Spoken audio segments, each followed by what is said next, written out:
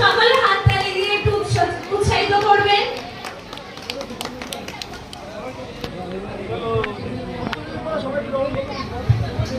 এবার সকলকে বাকি ধাকিদেরকেও উত্তরীয় করে বরণ করে নেওয়া হবে। এবার হচ্ছে শ্রী গোকুল চন্দ্র মহাশয়কে আমরা শিল দিয়ে সম্মান জানাচ্ছি। এটা আমাদের বাড়ির সকল কাকা জ্যাঠা যারা